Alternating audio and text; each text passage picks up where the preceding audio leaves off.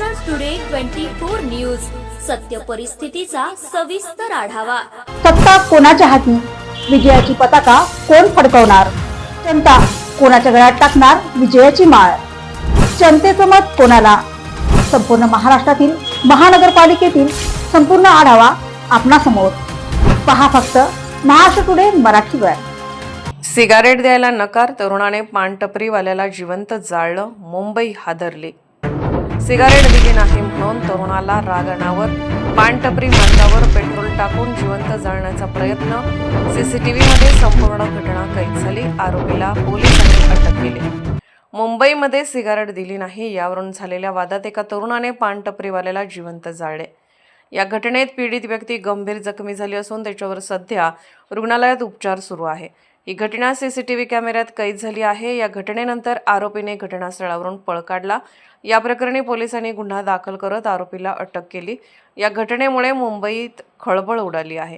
मिळालेल्या माहितीनुसार 10 जानेवारी रोजी जोगेश्वरी पश्चिम येथील यादवनगरमध्ये ही घटना घडली। 35 रुपयांच्या थकबाकीमुळे पानटपरीवाल्याने मित्राला सिगारेट देण्यास नकार दिला, त्यामुळे दोघांमध्ये वाद झाला। हा वाद मिटवण्यासाठी आलेल्या पानटपरीच्या मालकाला तरुणाने पेट्रोल टाकून जिवंत जाळण्याचा प्रयत्न केला। या घटनेत पानटपरीचा मालक जखमी झाला।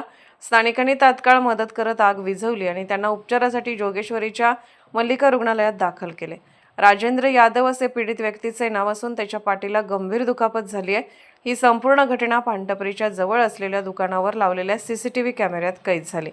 या घटनेचा व्हिडिओ व्हायरल होत आहे। पोलिसांनी सांगितले की राजेंद्र हे जोगेश्वरी पश्चिमेकडील बांदिवली हिल रोडवरील फेकू पहलवान चाळीमध्ये राहतो, तर आरोपी नागेंद्र हा त्याच परिसरात राहतो। त्याची पानाची टपरी असून ती त्याचा पुतण्या चालवतो।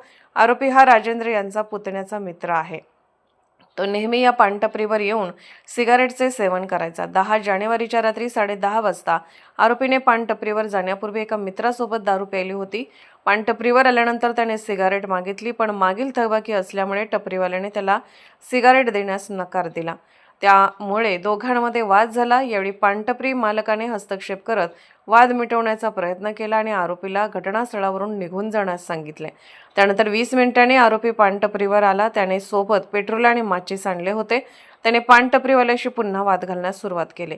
त्यानंतर त्याने पानटपरी मालकावर पेट्रोल टाकून पेटवून दिले। त्यानंतर आरोपीने घटनास्थळावरून पळ काढला। स्थानिकांनी पानटपरी मालकाला वेळीच रुग्णालयात दाखल केले, त्यामुळे त्यांचा जीव वाचला। महाराष्ट्र टुडे मराठीसाठी ब्युरो रिपोर्ट, मुंबई।